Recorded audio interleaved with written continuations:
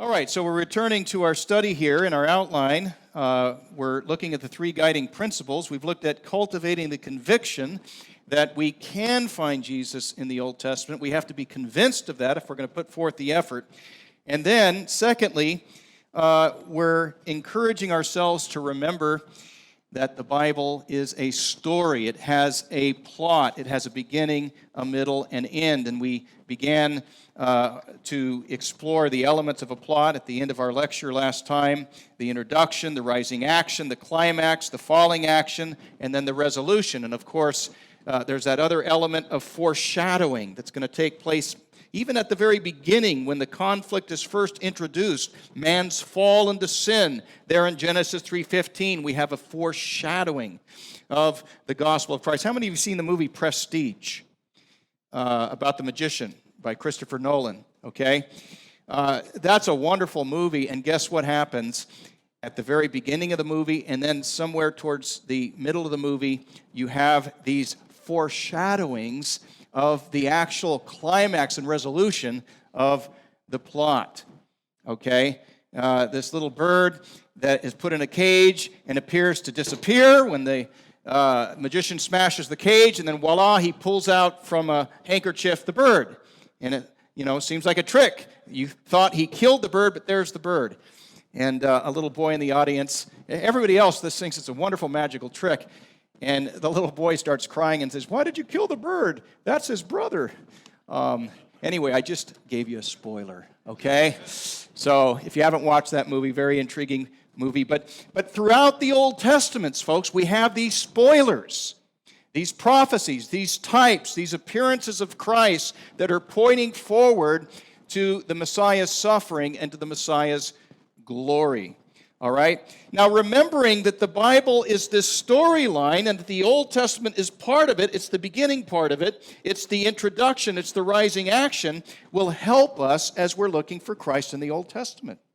In the first place, it's going to temper our expectations of what we're looking for and what we expect to find.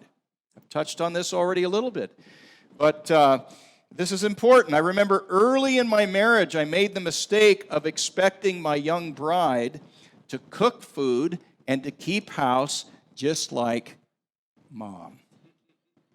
And I remember saying to my wife things like, "Honey, this is how my mom bakes chicken." Or, "Sweetie, this is how my mom would make our beds."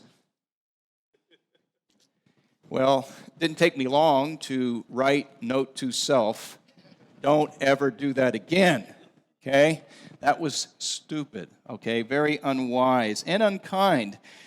Well, in a similar sense, if you and I go to Moses or to Solomon or to Isaiah, and if we expect from them what we find in Matthew, Luke, and Paul, we're imposing unrealistic expectations on an earlier stage of revelation, an earlier part of the story.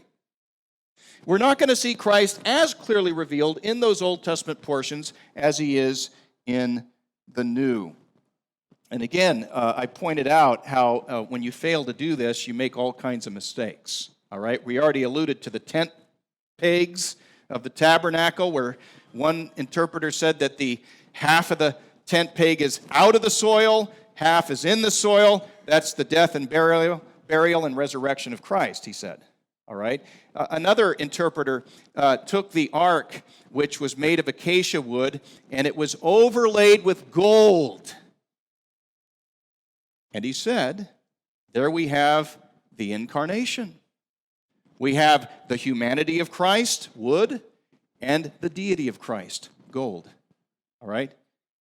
Well, that's kind of clever, and, I'm sure it will get some raised eyebrows from the audience, but that's not very convincing and not very good way to read our Old Testaments. If you really want some funny examples, read through some of the old commentaries on the Song of Solomon, all right, where the navel, the belly button of the Shulamite is the church's baptismal font.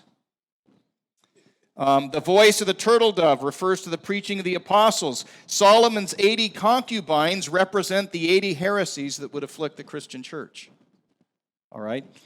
And the point is that those Old Testament passages were not meant to carry the weight, the full weight of New Testament revelation, okay? So we got to remember the storyline. The Old Testament, the introduction, the rising action, it's not yet going to have the full resolution to the conflict. But also, remembering the plot helps to deepen our appreciation for both testaments. On the one hand, we realize that the Old Testament was never, ever intended to stand by itself. It doesn't have the resolution to the problem. And by the way, folks, that's why my heart feels so burdened when I see images of the Jews over in Jerusalem standing at the Wailing Wall, waiting for the resolution to the problem. And I want to just call out, He's already come. Okay? In other words, it's already happened. You need the New Testament to complete the Old. Furthermore, remembering the plot helps us to remember that the New Testament is impoverished without the Old Testament. I know there's some Christians that dispute this. They might say, well, we got our... In fact, you see a lot of people, they'll just carry around the New Testament. And they'll say, well, that's all I need. Okay? Jesus, He's all I need, and I've got plenty of Jesus in the New Testament. But the Old Testament gives us a fuller picture of that conflict, of the many failed attempts at that conflict. And by being familiar with that Old Testament storyline, we have a greater appreciation for the glory of the New Testament.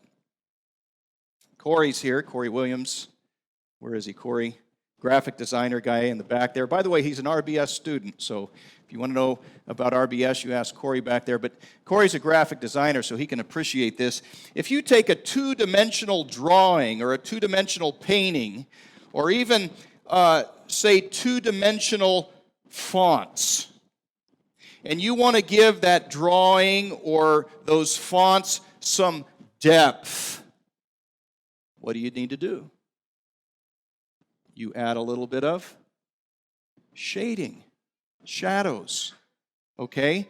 And by shading that painting or shading that drawing or putting shadows behind those letters, it gives them some depth. Well, what I'm saying, folks, is that that's what the Old Testament does for the New Testament. It gives us some depth perception, and it actually helps us appreciate the New Testament message even better. Okay? Let me give you an example. Look at John chapter 1, verse 17. John 1:17. This is a passage that's often misunderstood by Christians today. Reason being, they don't really know the Old Testament very well. They don't know the background to this text. So in John 1:17, let's read in its context. This is a very remarkable key text in the New Testament where we read about the incarnation. And John says in verse 14, the Word, who, according to verse 1, was in the beginning and was with God and is God, the Word became flesh and dwelt among us, and we have seen His glory. Glory is of the only Son from the Father, full of grace and truth. John bore witness about Him, that's referring to John the Baptist, and cried out, this was He of whom I said, He who comes after me ranks before me, because He was before me.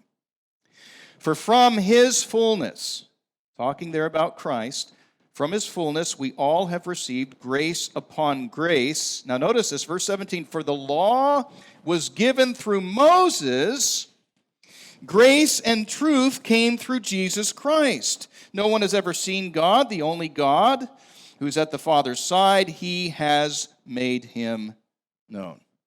All right, now oftentimes people look at verse 17 as giving us a contrast between two different religions, an Old Testament religion and a New Testament religion. You see this, for example, suggested in the original edition of the Schofield Reference Bible, where in the comments on verse 17, Schofield writes this, as a dispensation, grace, he's talking about the New Testament and Jesus, grace begins with the death and resurrection of Christ. Listen to what he says. The point of testing is no longer legal obedience as the condition of salvation, So Moses gave us the law, and to be saved, we had to obey it perfectly. That seems to be what Schofield is saying. That's no longer the case, he says, but, according to verse 17 of John 1, the acceptance or rejection of Christ with good works as fruit of salvation is now the new point of testing. So you have two different religions. Moses on the one hand, but now you have Christ on the other hand. And I would suggest that that is due to a very superficial and poor understanding of the Old Testament. All right? Let me give you a better way to read that passage.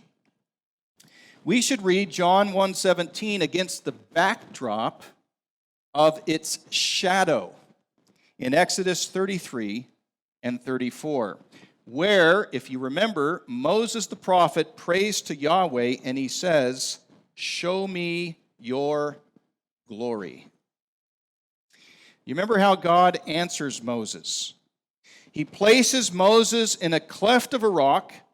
He passes in front of Moses. He covers over the opening there so Moses can't see his front side, but he passes by Moses, allows Moses to see his backside, and then here's what God declares. And listen to this. This is Old Testament, mind you. The Lord,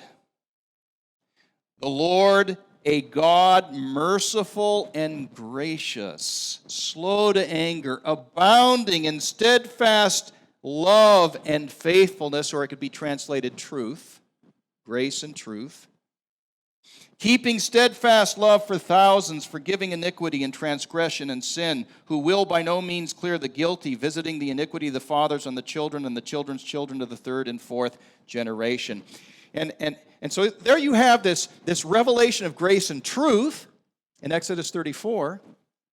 And after Moses receives that revelation, he goes down the mountain and he comes before the Israelites. And do you know what happens? You remember that? They ask him to put a veil over his face because his face is shining. The glory of that revelation is reaching the Israelites indirectly through Moses, shining off of his face, and it's too bright for them to handle. Because remember, that old covenant community was made up largely of uncircumcised heart Israelites, unregenerate ones. They couldn't handle that glory directly. All right? So now we come to John 1:17. The Torah, the Old Testament, was given by Moses, but now the only begotten God, the Word who was with the Father, the Word who is God, the Word now has become flesh, and He's done what? He's dwelling among us. You see what's happened, folks? It's not an absolute contrast of two religions. It's a relative contrast. You have grace and truth in the Old Testament, but no, now Jehovah is not up there on the mountain sending his servant down to radiate his glory indirectly. No. Now with Jesus Christ coming, God himself comes down the mountain, and we see the fullness of the glory and grace of the Father reflected in the face of Jesus Christ. And that's why when Philip asks him later on in the Gospel of John chapter 14, Jesus, show us the Father, and that's enough. What does Jesus say? Philip, have I been so long with you, and you haven't seen me? He who sees me has seen the Father. Now, dear friends, I don't know that we would fully appreciate that unless we had that Old Testament text in Exodus 33 and 34 to help provide the shadow, the backdrop, and to enhance that New Testament revelation in the Gospel of John. All right? And again, just by way of illustration, you guys know that this is how it works in movies. Christopher Nolan, I referred to Batman Begins in an earlier lecture. He could have just started that movie first thing off. As soon as you turn on the channel or whatever, turn on the TV, the movie starts, and there's Batman flying out of his Batcave. But he doesn't do that. Instead, he gives us the backstory. He tells us about Bruce Wayne, his upbringing, and how is it that Bruce Wayne became Batman. And what that does is it helps us better appreciate the Batman character. Same thing, by the way, with how many of you are fans of Lord of the Rings? Okay, it's one of my favorite. It's like, all-time family favorites. That's probably it for the Gonzales family. But did you know that Tolkien actually wrote other stories that provide something of a backdrop for Lord of the Rings and actually help us appreciate what's going on in Lord of the Rings a little bit better? Of course, many of you know one of those stories is called The Hobbit. That's kind of like a prequel to Lord of the Rings. But did you know there's another collection of stories that's called the Silmarillion? How many of you read Silmarillion? Ah, man. Got a bunch of New Testament Tolkiens in here. You guys got to read Silmarillion. Why? Because Silmarillion takes us all the way back to the creation of Middle-earth. It also tells us the origin of the Dunedain. Okay, that's Aragorn, in case you didn't know. He's one of the Dunedain. Who are the Dunedain? Well, read Silmarillion, you'll find out. They were like the antediluvians who lived before the flood. They lived long spans of time, many years. The origin of the wizards. Okay? Iluvatar sent the wizards in order to help. They're kind of like angelic beings. Saruman, Gandalf, and so on. And then you have, the Ents. Did you know that the Ents, the tree shepherds, were actually decreed from the very beginning of the creation of the world in order to help overturn the evil that was going to be brought about? In fact, Saruman turns out just to be sort of the lieutenant of the ultimate evil angel called Morgoth. Okay, and you say, Morgoth, I don't even remember him in Lord of the Rings, but that's because he's sort of in the abyss, being held in chains and so forth, and Saruman's wreaking havoc in Middle-earth. You also find out that Frodo was meant to be the ring bearer because the creator of Middle-earth wanted to take the evil that Morgoth was going to create in the earth, and he's going to take that evil and he's going to rework it for good, using the small and the humble to confound the powerful and the mighty.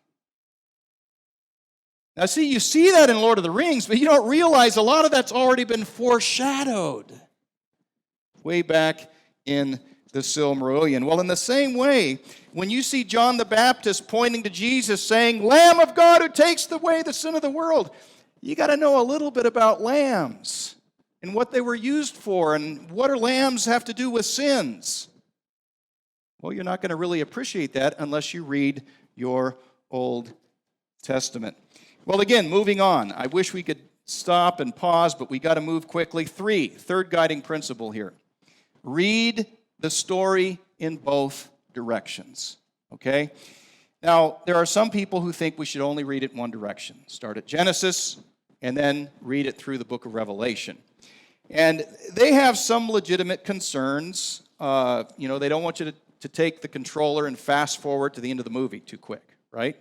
They want you to watch the movie. And they want us folks to be careful not to be too quickly reading stuff from the New Testament back into the Old. They want us to try to imagine, if I were Moses in the Israelites, what would I have understood by this prophecy or by this type? Okay? So that is an important way to read the Old Testament. That's a way we should read the Old Testament. But I'm going to argue that we should not only read it that way. It's legitimate to read it backwards. And I say that for two reasons. First of all, for the simple reason that sometimes the New Testament writers can tell us if we're missing something. Okay? For example, I've read many Old Testament scholars who tell us that the Old Testament saints did not believe in life after death. I mean, they believed in God. They believed in, loving God, loving your neighbor. They believed that they would live on in their children. They believed in the land of Canaan, but they didn't have any concept of life after death. All right? But the writer to the Hebrews not only tells us that Noah, Abraham, Moses, and the other Old Testament saints are in heaven. He does tell us that, but he says more. What does he tell us? They actually believed in heaven. They were looking for a city whose builder and maker was God. They were looking for a better country, he says, a heavenly one. So when I read that, that's got to prompt me to go back to Genesis, back to Exodus, back to the Psalms, and say, okay, I've got to be able to be seeing this. I'm missing something. In other words, there are times, I believe, folks, in which the New Testament writers are handing us a light. Okay? As we make our way through the Old Testament, it's kind of like crawling through a dimly lit cave with a candle in your hand. And you can see things, you can see shapes, you can have ideas about what those shapes are, and you can touch and feel and derive a certain conception of what that cave was like. But when you get to the end of the cave, there's this big floodlight. And the New Testament writers want us to take that floodlight and shine it back on the cave, and then we can say, now I know what that was. Now I have a better understanding of that was. I only knew it in part, but now I know it in whole. And I think that's perfectly legitimate to do. In fact, I think it's unrealistic to tell Christians they can't do that. And that's for the simple reason that you and I occupy a privileged place in redemptive history. We just can't help that. Remember what Jesus said to John the Baptist? Well, let me put it this way. If I asked you the question, who's the greatest Old Testament prophet, who would you vote for? Some might say Moses. Others might say Elijah. Others might say Isaiah. Jesus says it's John the Baptist. When he's talking about Old Testament prophets, he says there's not a greater one born among women than John the Baptist. Now, why was John the Baptist greater than Moses and the other prophets? Was he more holy? No. Was he a better preacher? No, not necessarily. Why? It's because John occupied a vantage point in redemptive history that they didn't get to occupy. John actually got to baptize the Messiah. He got to see him. He was contemporary with Jesus. He got to point his finger. There's the Lamb of God who takes away the sin of the world. Moses didn't do that. Isaiah didn't get to do that. Elijah didn't get to do that. But then Jesus says something very interesting. The least in the kingdom is even greater than John. You say, whoa. Now again, he's not talking about greater than John in terms of godliness, okay? Because you and I, if we're properly humble, would probably say, Lord, we don't have the same kind of zeal as John the Baptist. We have to admit that. So why are we greater? We're greater, folks, because John the Baptist got to see Christ with his own eyes, but what did he not see? He didn't get to see the crucifixion. That actually might have been a mercy for him. In fact, when he was in prison, he started to scratch his head and say, did I pick the wrong one? Because he, like many of the other disciples, were expecting the glories of the Messiah. And he didn't see that happen. And here I am in prison. And Jesus, why aren't you letting me out? Are you the Christ? Are you the expected one? Or do I look for another one? But then Jesus died, and Jesus rose from the grave. John didn't get to see that. I mean, he knows about it now in heaven. Okay? But you and I do. We occupy this vantage point in redemptive history. Folks, we know the end of the story. We know how it all goes down. We know the spoiler. But in this case, it's not a spoiler. It's an enhancer. It's an enhancer. I don't know about you, but some people like Agatha Christie? You know, those mysteries where she's solving a crime. Murder, She Wrote, that's what it is. I like Columbo. I like Columbo because you see the crime right at the beginning. So you already know it. We know who did it, okay? But what's enjoyable is to just watch the cleverness of Columbo as he keeps saying, one more question. Just one more question. And he solves the crime. Well, what I'm saying, folks, is it's okay to have it both ways. All right? If you say, I don't want to know the ending, I'm just going to start at Genesis and read my way through, okay, that's a good way to start. Okay? But I'm sorry to say, you're a New Testament believer and you already know how it goes down. Okay? And there's nothing wrong with that. And knowing that will help you go back and to see certain clues and shadows that you never saw before. All right? So read both directions. All right, that brings me now to interpretive procedures, which is really kind of a bad, poorly worded heading for what I really want to talk about here. And so in my notes, I have down 3 mediums and 3 methods. 3 mediums and 3 methods, okay? And what I'm talking about here is the mediums refer to the ways in which Jesus, or rather the ways in which God reveals Jesus in the Old Testament. The methods are what the principles you and I use in order to interpret these 3 mediums of revelation, okay? That's prophecy, see in your notes, typology, and Christophany. By the way, there are other mediums. I'm just focusing on the 3 primary ones, prophecy, typology, and Christophany. Now, why am I trying to look at it from 2 different angles, the mediums and then the methods? The reason is because instead of digging for buried treasure in the Old Testament, and I know now I've got to shift metaphors because I've already kind of talked about digging for gold in the Old Testament. A treasure hunter, by the way, a pirate who's digging for treasure, he's looking for something that somebody did what? Somebody put it there, right? So are we going to be treasure hunters, pirates looking for this chest of treasure that somebody buried? Or are we going to be archaeologists that are just trying to dig and find something that's already there? And the answer is, we're going to be archaeologists. We're trying to find stuff that's already there. We're trying to kind of dig around and sweep around this ancient artifact that's already there, hidden in the soil. Our job is just simply to find it, okay? We're not putting stuff in there that wasn't already there. We're just simply trying to bring to light things that were there in the first place. And of course, archaeologists have their techniques, right, for digging, and we can study their techniques. Well, if I were to ask you what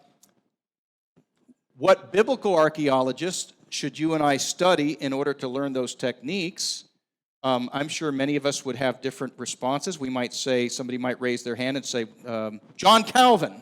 Okay, let's study John Calvin and see how he finds Christ, how he, as an archaeologist, clears away the soil of the Old Testament to find this artifact of Christ. Or we might say R.C. Sproul, or we might say John MacArthur, or we might say, John Piper, whoever our favorite theologian or preacher might be. But actually, I would suggest a better class of archaeologists. I'm not saying the other ones aren't helpful, but there's an even higher class, and that would be Jesus and the apostles. And so, and folks, I am just not going to be able to explain all of this in the time we have today, but if you really want to learn how to find Christ in the Old Testament, particularly in prophecies, in types, and in appearances of Christ, then what you need to do is read your Old Testament and look at how Jesus and the apostles open up Old Testament texts in order to say, here is Christ, and try to ascertain what are the principles that guide them in seeing Christ in the Old Testament. And jot those down and formulate them and then try to employ them in your own study of the Old Testament. Let me just try to see, let's see, how much time do we have here? It is 11. When do I need to be done, brother? No, I mean seriously, I don't want to go over here. 11:45? Okay, good. All right, so here's what we're going to do. All right? I mean, obviously, when I did this before this series, it took me 10 lectures. So this is my 3rd lecture. And so what I'm going to do tomorrow is I'm going to devote the whole Sunday school to looking at Christophanies in the Old Testament, because that's one of the most underappreciated revelations of Christ in the Old Testament. Some people think, oh yeah, there's 2 or 3 Christophanies in the Old Testament. The answer is, oh, no. There are lots from the beginning of Genesis all the way through Malachi. God is appearing in the person of Christ. All right, we're going to see that. All right, that'll be tomorrow, Sunday school. And then Sunday morning for the message, I want to actually, instead of talking about the principles, I actually want to preach a type of Christ from the Old Testament. Okay? But in our time remaining today, let me just talk about prophecy a little bit. All right? Prophecy. And one more thing I'll say before I jump into this is that I do have some recommended books on finding Christ in the Old Testament where they discuss prophecy, typology, Christophany, and so on. And there are also some good books out there. And I'll also make my lecture notes available to anyone who wants them. They can just email Aaron Asuna, and he can send you a PDF copy of my entire notes, which we're not going to get through. Okay. All right, but let's talk about prophecy. Now, what is Old Testament prophecy? What is this medium of revelation, and how should we interpret it? Well, the term prophecy calls for clarification, doesn't it?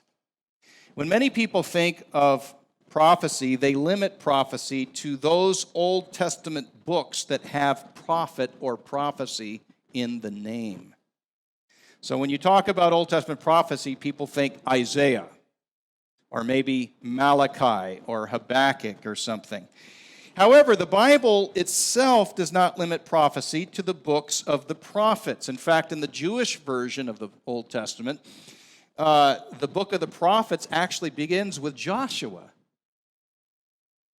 And it includes Samuel and Kings. It's part of the prophets, all right?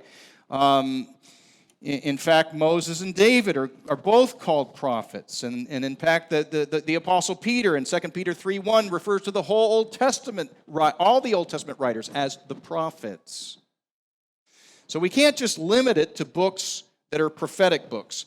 Secondly, many use the word prophecy in a more narrow sense, referring to predictions about the future. So if there's a church in town that's having a conference on prophecy, everybody thinks, 666, Russia, whatever. We're going to have all kinds of current events, that are predicted in the book of Revelation. That's what people think. But God's prophetic word in the Old Testament largely consists of narrative and exhortation.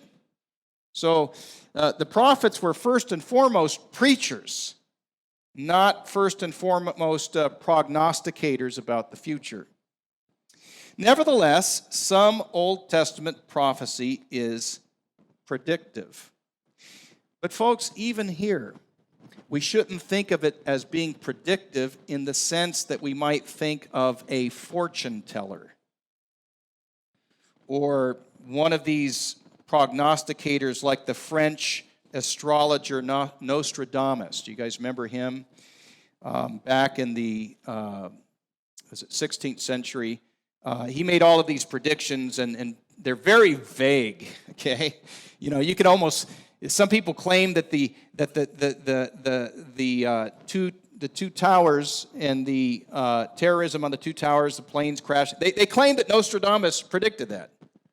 All right. And I went back and read the prophecy, and I thought, you can make anything out of that. Stuff falling out of the sky, that could be anything. All right? Well, we shouldn't read the Old Testament prophecies that way. I don't even like to think of them so much as predictions. I like to think of them as promises. Because actually, these promises are occurring within the context of a covenant. And remember, covenants have promises and threats. And so that's the way we need to look at Old Testament prophecy pointing to Christ, is really in terms of promises. I want to look at one of these promises. If you have your Bibles, look at Matthew chapter 1. All right? And this will be kind of a case study for us. And I think looking at how Matthew interprets a promise that God makes and applies it to Christ will help us better ascertain the kinds of principles we need to operate with if we're to properly interpret the promises of Christ in the Old Testament. Matthew chapter 1, beginning at verse 20. We read, "As he," that is Joseph, "considered these things," the fact that Mary was with child, Behold, an angel of the Lord appeared to him in a dream, saying, Joseph, son of David, do not fear to take Mary as your wife, for that which is conceived in her is from the Holy Spirit. She will bear a son, and you shall call his name Jesus, for he will save his people from their sins. All of this took place, says Matthew, to fulfill what the Lord had spoken by the prophet. And this comes from Isaiah 7, verse 14. Behold, the virgin shall conceive and bear a son, and they shall call his name Emmanuel, which means God with us. Now, that seems pretty straightforward, okay? So he's quoting from Isaiah. Isaiah says the virgin shall conceive. Christ is born of a virgin, so, it's sort of a no-brainer. But if you go back to the prophet Isaiah and you read Isaiah 7:14 in context, it doesn't seem quite as obvious. In its original context, the promise was actually a promise of judgment against King Ahaz because of his pride and unbelief. Ahaz was the king of Judah at that time. God had promised through the prophet Isaiah that he would protect Judah from the northern kingdom, Israel, and from Syria. Moreover, he told Ahaz, ask the Lord your God for a sign. Ahaz refuses to ask for a sign, not out of humility, but out of pride and unbelief. And therefore, the Lord says, okay, if you're going to do that, I'm going to make this promise. The virgin shall conceive and bear a son. Now, scholars debate whether the prophecy had both an immediate fulfillment in Ahaz's day and also an ultimate fulfillment in Christ's day, or whether or not it only had one fulfillment, namely the birth of Christ. But whatever the case, one thing is certain. It seems plain, not only from Matthew's reading, but also from the context, the bigger context of Isaiah, that the ultimate reference to that child conceived of the virgin is going to be the Messiah. All right? Now let me show you why I think that's the case. That prophecy in Isaiah 7:14 actually continues through chapter 7 of Isaiah, through chapter 8 of Isaiah, and actually into chapter 9. If you have a study Bible and you see the outline of Isaiah, you'll see that 7:14 prophecy is included in a larger section of Scripture that goes all the way through chapter 9. And it comes to its crescendo in Isaiah 9, 6 through 7, which reads as follows. And I think this passage will be very familiar to you. For unto us a child is born, to us a son is given, and the government shall be upon his shoulder. His name shall be called Wonderful Counselor, Mighty God, Everlasting Father, Prince of Peace. Of the increase of his government and of peace there will be no end, on the throne of David and over his kingdom, to establish it and to uphold it with justice and righteousness from this time forth and forevermore. The zeal of the Lord of hosts will do this. How many of you heard that passage before? Okay. How many of you believe that passage is referring to Christ?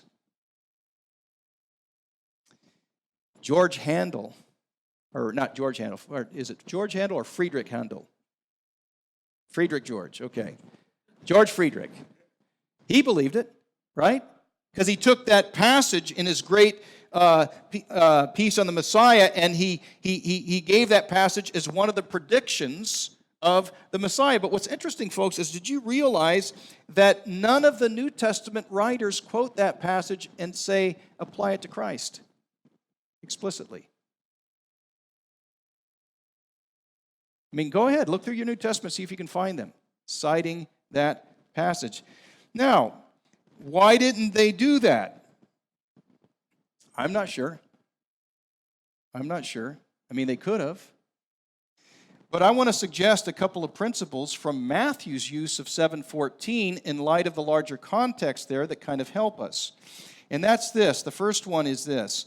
Matthew, whenever he cites a text of Scripture and applies it to Christ, he wants the larger context of that prediction to help us understand how the prediction applies to Christ.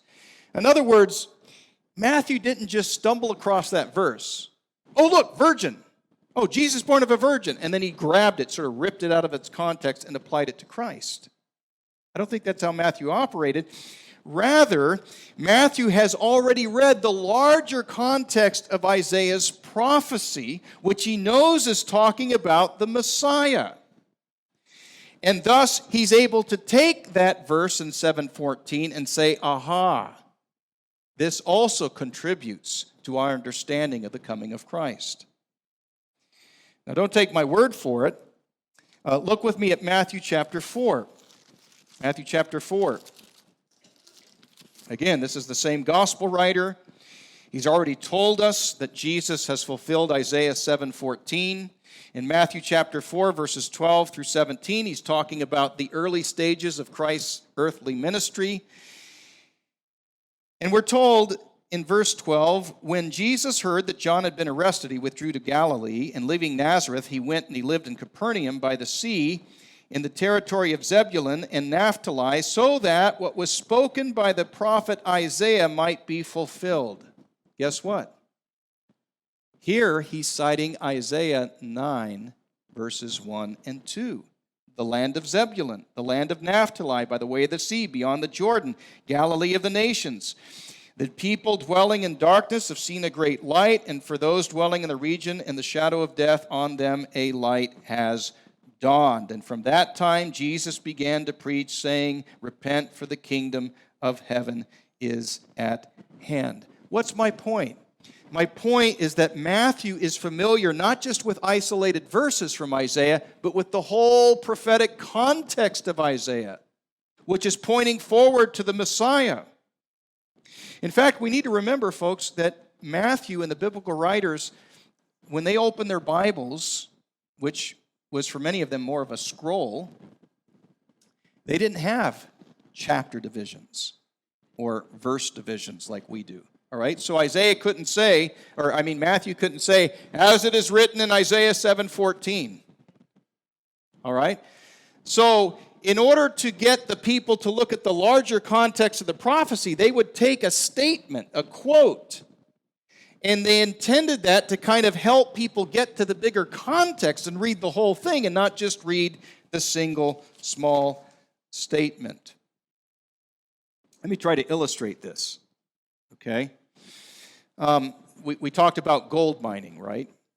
Mining for gold in the Old Testament, revelation about Jesus. Suppose that you and I decide to form a partnership, a gold mining company, and I'm going to be the explorer. I'm going to take this sophisticated equipment and go and find wherever there's going to be gold located, and then you're going to follow up when I tell you I found it. You're going to follow up and bring the mining equipment, and you're going to actually extract the gold from the earth.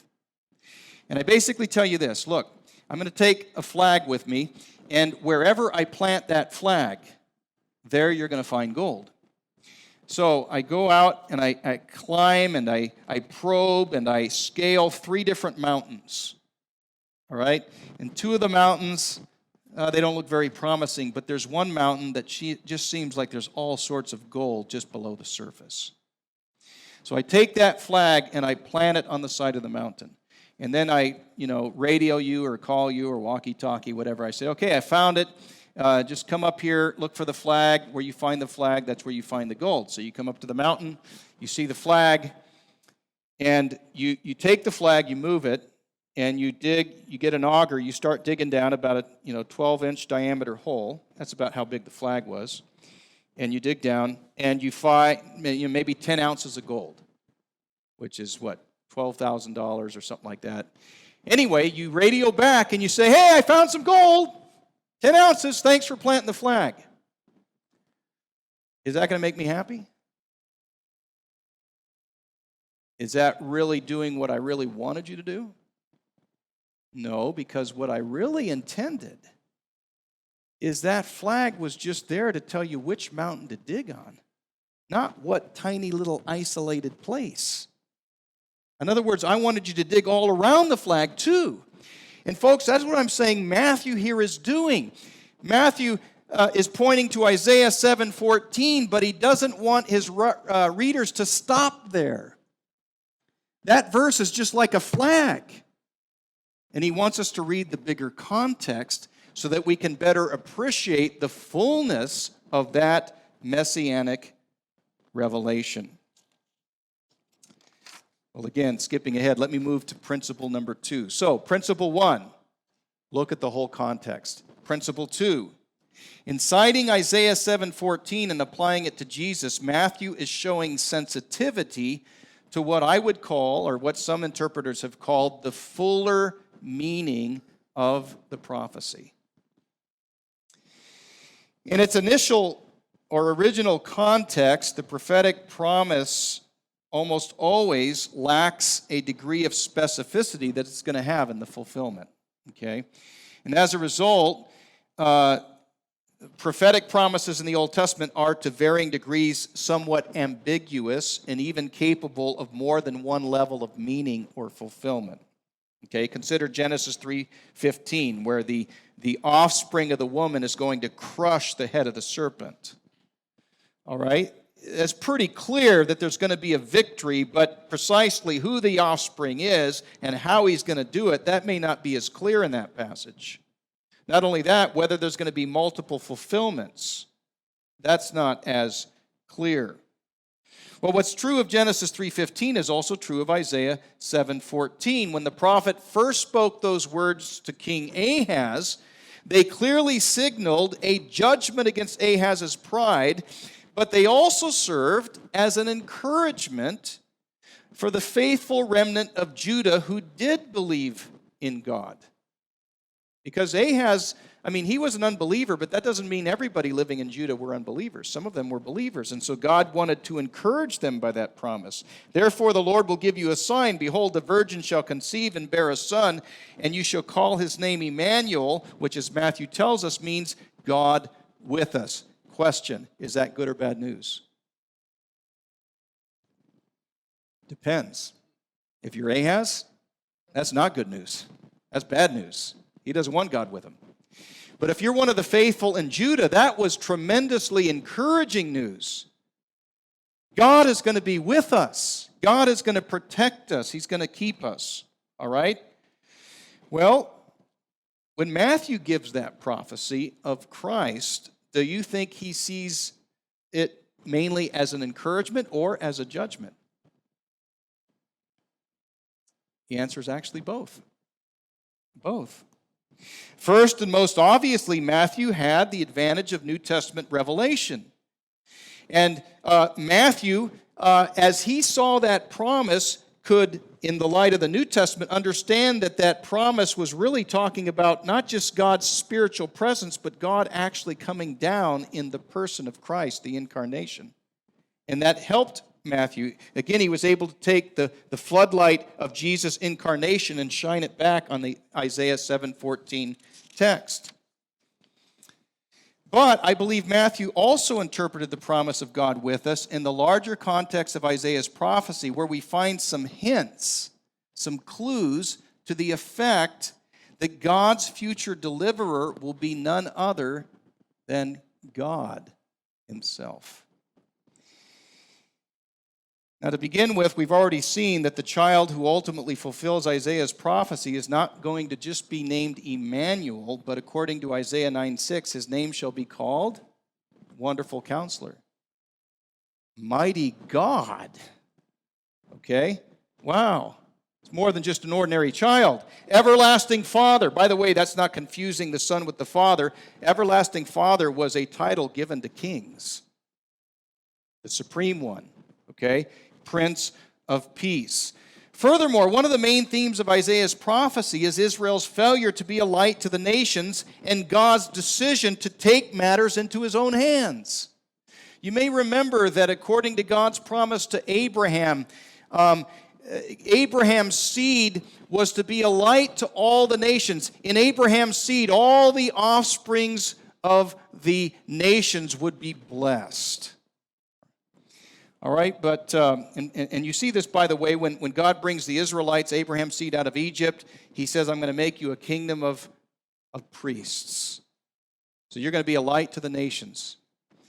But when we read through the Old Testament, we see repeated failure after failure after failure, in which Israel failed to be a light to the nations. Israel failed to fulfill Yahweh's promise, and that failure is very powerfully underscored even in Isaiah's prophecy. So, for example, in Isaiah 26, verse 17 and 18, the prophet says this, "Like a pregnant woman who writhes and cries out in pangs when she is near to giving birth, so were we because of you, O Lord. We were pregnant, we writhed, but we have given birth to wind. We have accomplished no deliverance on the earth." That's Isaiah chapter 26. Israel has failed. But that's not the end of the story. Because later on, in the prophecy of Isaiah, God decides he is going to take matters into his own hands. So he says in Isaiah chapter 59, verse 14, "Justice is turned back, righteousness stands far away.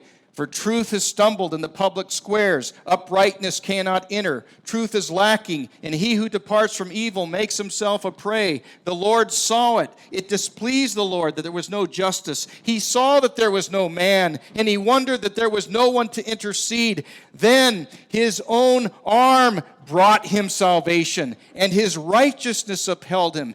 He, that is God, put on righteousness as a breastplate, the helmet of salvation on his head. He put on garments of vengeance for clothing. He wrapped himself in zeal as a cloak." And then it goes on to say, "For he will come, and a Redeemer will come to Zion." So here's my point. Matthew had saturated his mind in Isaiah's prophecy. And he was able to connect the dots. And he was able to, with the birth of Christ, understand that, that prophecy about the virgin conceiving and bearing a son whose name will be Emmanuel. He'll be a mighty God, an everlasting Father. Wow, that's more meaningful than I ever anticipated. Because in light of the overall prophecy of Isaiah, that means now that God has rolled up his own sleeves and he's come into the person of his Son in order to bring redemption to the earth. So you see, what was just a shadow of the incarnation in Isaiah 14 becomes the full-blown incarnation in the birth of Joseph and Mary's son, Jesus. How did Matthew come to that? Well, part of it was he had New Testament light, but the other part of it, folks, was that he immersed himself in not just the prophecy of Isaiah, but the whole storyline of the Bible. And that brings me to the third principle in closing. Sorry here, I'm just trying to skip ahead through my notes.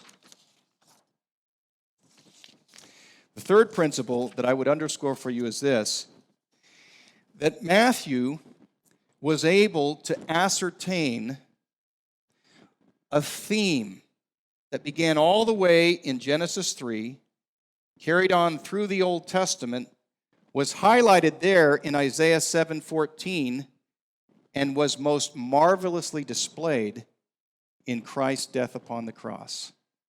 That theme is salvation through judgment. Again, as I say, it began all the way back at the curse. The offspring of the woman shall crush the head of the serpent, but the serpent shall crush his heel. So there's a curse. There's going to be judgment, and yet out of the midst of judgment, redemption, salvation. Or that prophecy there to Ahaz, where Ahaz's unbelief and his pride invokes God's judgment. And so God gives that promise, you shall call his name Emmanuel, God shall be with you, which was bad news for Ahaz. It meant judgment.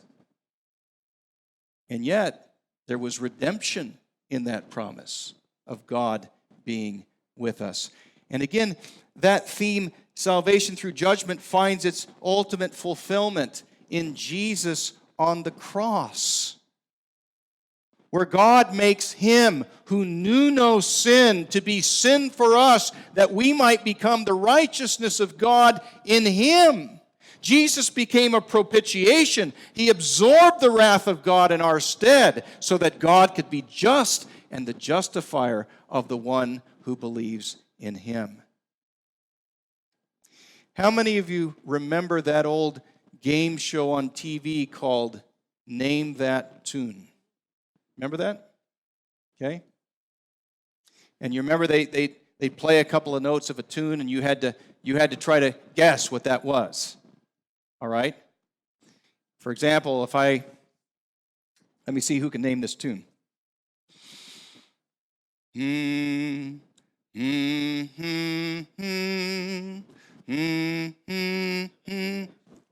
got to raise your hand. What is it? Okay. All right, come on up. You want got a new car here behind. No, but folks, that's what Matthew's doing.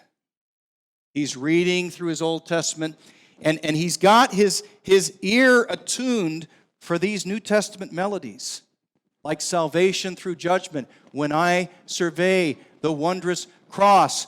And there he hears it in Isaiah's prophecy. And what I'm saying today is that you and I need to do that, okay? We need to attune our ears to these great New Testament themes like salvation through judgment. So as we're reading through our Old Testaments and we see those themes reiterated time and time again, we can name that tune. Let me just close with this last example, okay?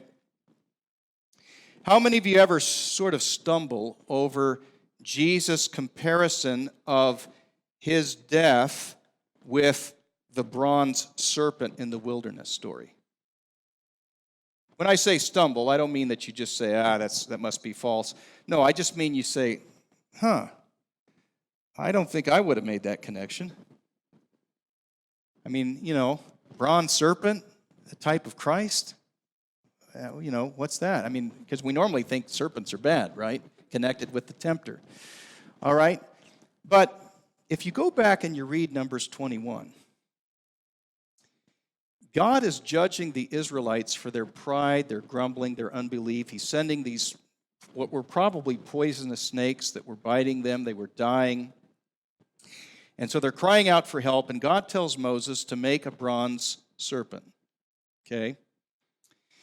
And then to take that serpent and to put it up on a pole. That pole was to function like a standard. Okay, back in the old days, they didn't have walkie-talkies, so if you were in a battle or something and you needed to get somebody's attention, you had to, hold a standard up. So if you wanted people to retreat or if you wanted to know where the commander was, you'd hold up that standard. So Moses takes and he puts the bronze serpent up so people can see it. And God says, it'll come about that whoever looks at that serpent shall live. Now, what that serpent represented to those Israelites is God's judgment on their sin. And so what that story represents is salvation through judgment.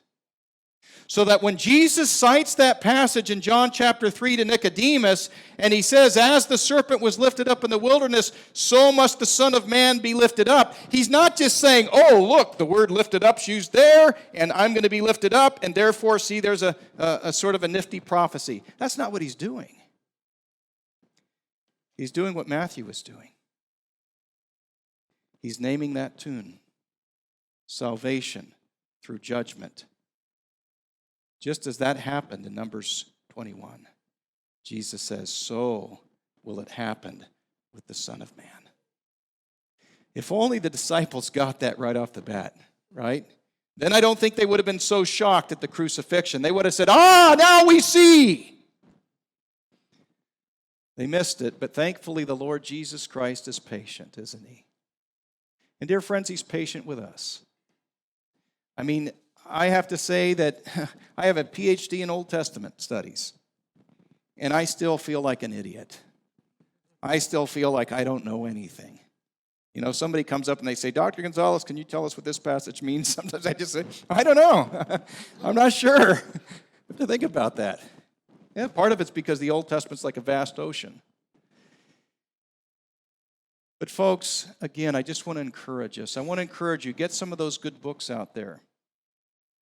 Spend time reading your Old Testament. Spend time praying, asking God to open your eyes. Try to develop good study habits. Try to ascertain these principles that we've highlighted today. And again, if you can get my notes, you can look at some of the other principles that we weren't able to cover. But let's pray that God would help us to see more of Jesus in our Old Testament so that we don't always have to feel homesick for the New Testament. We can begin to feel at home in the Old Testament because we know that Jesus is there.